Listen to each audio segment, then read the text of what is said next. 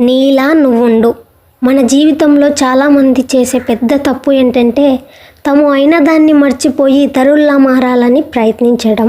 ఇప్పుడు దాని గురించి ఒక చిన్న కథ ద్వారా తెలుసుకుందాం. అందమైన సరస్సు, నీళ్ళల్లో హంస తేలుతూ ఉంటుంది. చెట్టుపై కాకి కూస్తూ ఉంటుంది. హంస అందాన్ని చూసి కుళ్ళుకున్న ఓ కాకి నేను కూడా హంసలా మారాలి అని అనుకుంది. హంస అందంగా నీళ్ళల్లో ఈదుతూ కాకి అసూయతో చూస్తూ ఉంటుంది.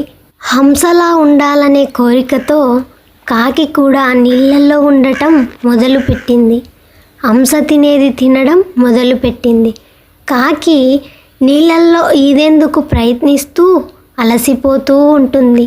ఎన్నాళ్ళైనా దాని రూపం మారలేదు, కానీ దాని శక్తి మాత్రం తగ్గిపోయింది. అప్పుడే కాకికి ఒక నిజం అర్థమైంది. అలసిపోయిన కాకి ఒడ్డుపై కూర్చుంటుంది.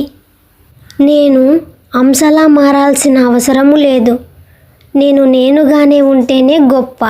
హంస హంసలా ఉండటం గొప్ప, కాకి కాకిలా ఉండటం కూడా గొప్ప. కాకి మళ్ళీ తన సహజ జీవితంలోకి వస్తుంది. ప్రపంచంలో గొప్పవాళ్ళు ఇతరుల్లా మారిన వాళ్ళు కాదు. నీలా నువ్వుండు. ఎవరిలా మారాలని ప్రయత్నించకు. నీలా నువ్వుండు. అదే నీ అసలైన శక్తి.